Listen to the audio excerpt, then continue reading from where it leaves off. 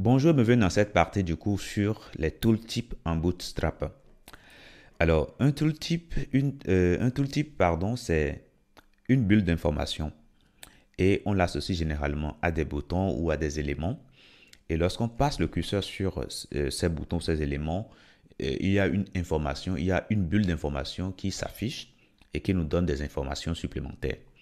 Alors, nous allons le faire très vite avec un bouton. Donc, on va créer notre bouton. Le bouton va s'appeler HTML. HTML. Et maintenant, nous allons déjà styler un tout petit peu le bouton avec la classe btn, btnlg et puis btn success. Voilà. Nous allons tenter ici de visualiser. Voilà, on a notre bouton qui s'affiche correctement. Maintenant, si on veut définir une bulle d'information et l'associer à ce bouton, déjà, il faut qu'on crée déjà un attribut title qui va contenir l'information de notre bulle d'information. Ce sera ici hyper test makeup language comme ça, voilà. Alors makeup language, voilà, donc ce sera le test que ça va nous afficher.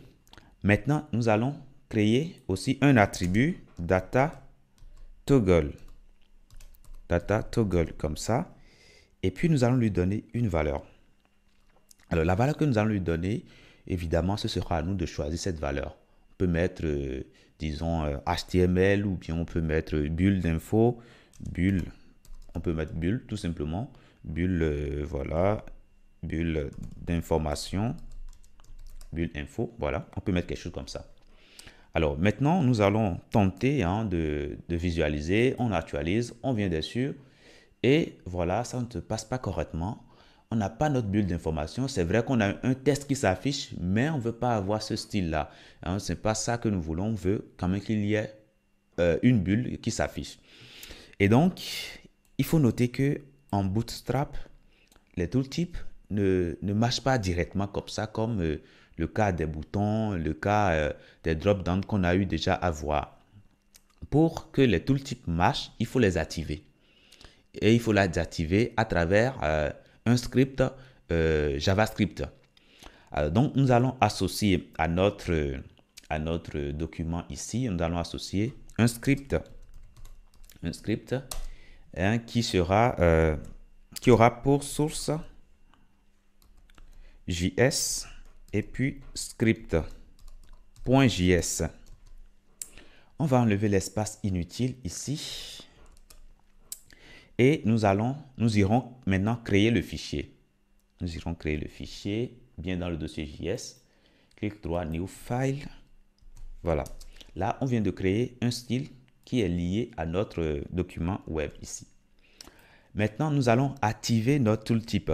Alors, pour activer le tooltip, nous allons écrire un peu de code jQuery.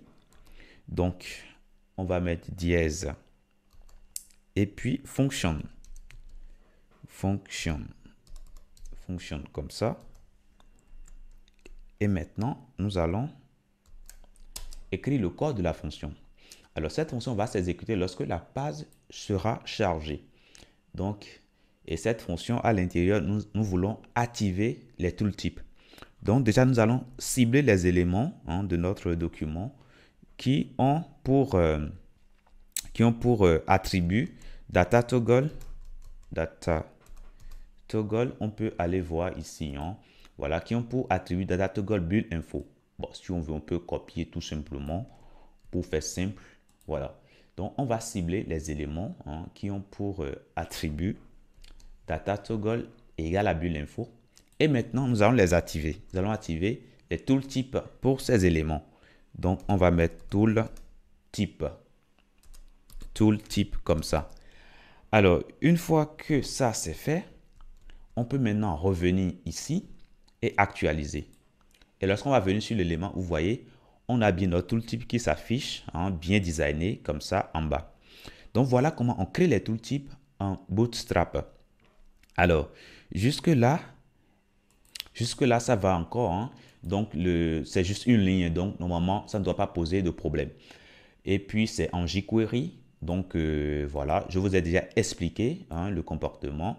Déjà, quand la page se charge, cette fonction va se mettre en route. Et cette fonction, ben, ça sélectionne l'élément, ça prend l'élément de la page et ça lui active les tooltips.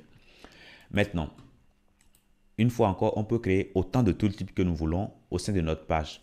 Mais à chaque fois, il faut mettre pour data toggle bulle info, étant donné que pour bulle info, on a déjà fait l'activation. Donc, si vous mettez un autre élément, vous serez obligé d'activer à nouveau, mais ce n'est pas intéressant. C'est toujours mieux de garder le même data toggle et comme ça, ce même code, ce même script ici va s'appliquer.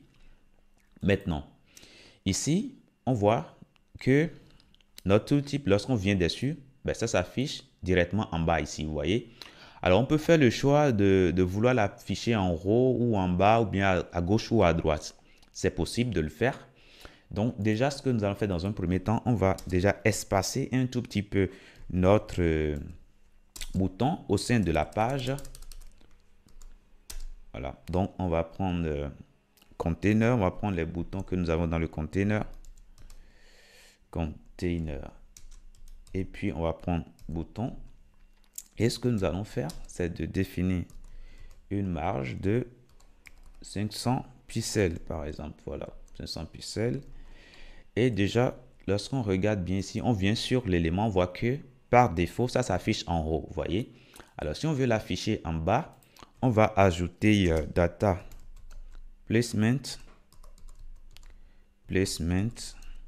et nous allons lui donner la valeur bottom pour l'afficher en bas. Alors, lorsqu'on actualise ici, on vient sur l'élément, voilà, ça s'affiche correctement en bas.